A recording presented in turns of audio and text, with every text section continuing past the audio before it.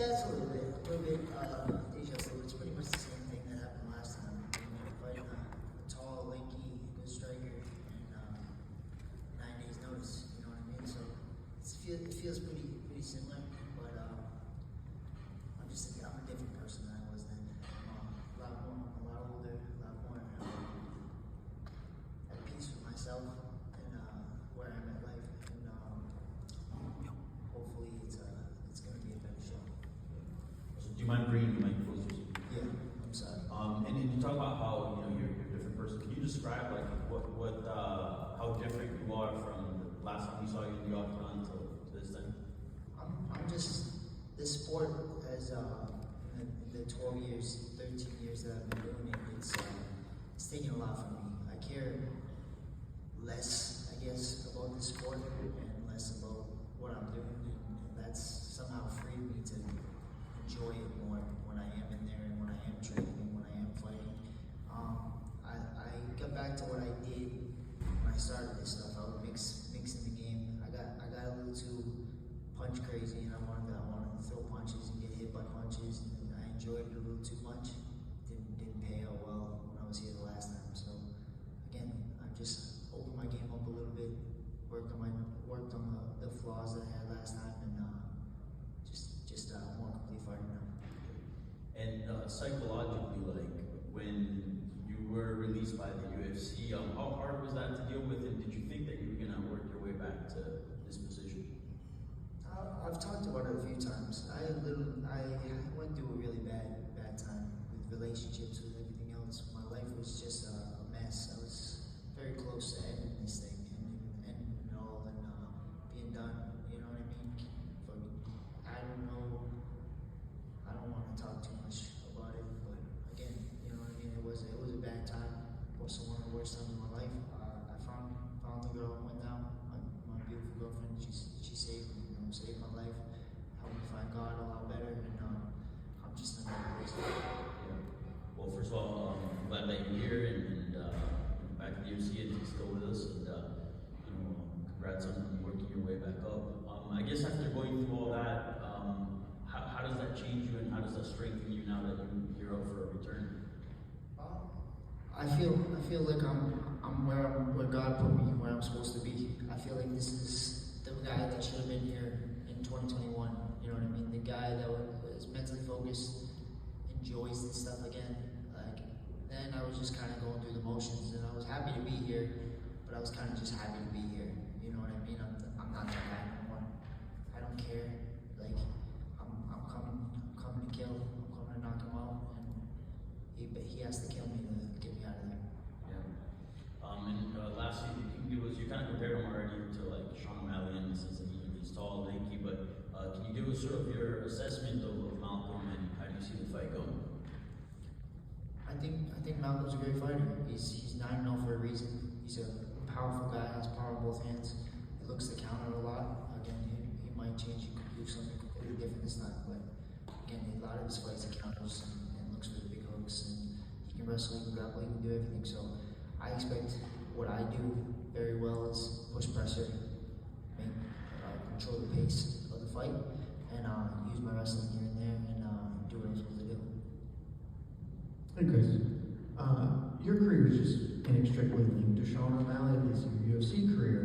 I just wonder did you get to see his performance last weekend? Do you have any thoughts on sort of what has transpired with him since you two met? He's a great fighter. He was the champion for a reason. You just run into Marab, what are you gonna do? You know what I mean? That's basically what it is. He looked great in that fight. He just fought Marab. Can't really get over that. Fair enough. Thanks, Kris. Kris, Julian Virgin. First of all, man, thank you for your level of honesty when it comes to what you've been battling with. I'm curious, how did this fight come about? The same way I feel like most of these fights come about. You know what I mean? I had a fight booked in July for a local show.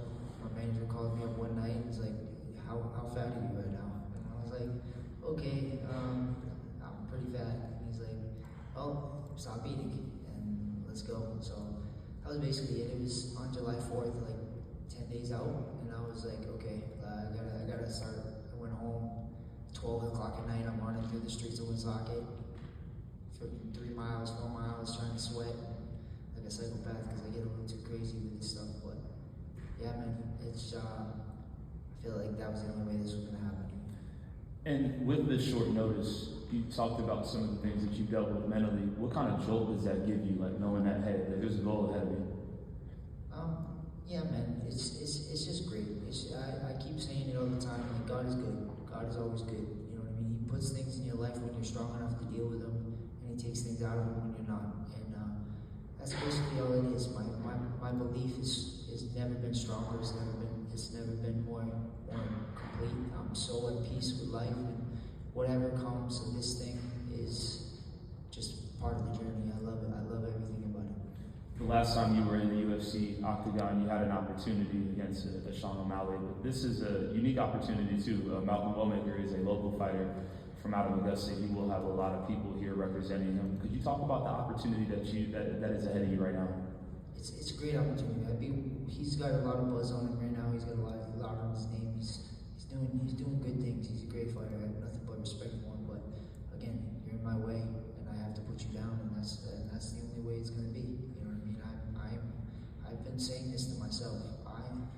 I am inevitable. My time is inevitable. I'm here for a reason. I got back for a reason. There's no stopping me. Thank you for your time. Thank you, sir. Hey Kris, so you talked a lot about your faith and what's that meant to you, what that's meant to you. Are there any particular passages or books that you've really drawn strength from in these past couple months and years away from the UFC? Not really.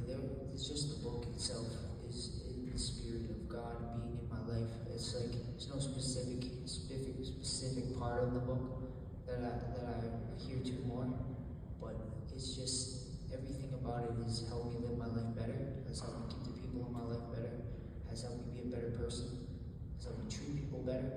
Before I realized, there's times in my life where I realize I'm just not a good person. I'm not treating my family well. I'm not treating my life well because I'm just being selfish.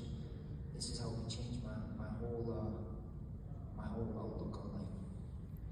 Would you say it's changed the way you're approaching this fight, at least mentally? Do you feel freer or different as you head into this fight? 100%. Like I said a few times on this table, I'm just at peace. I'm at peace with where I am, win, lose, or draw, where I am in life. The things that are going outside of this are much more important to me than anything that I could do here. I'm just here to freaking fight, do what I love to do. The thing I've done most of my adult life. So I'm just excited to be part of this. Thank you.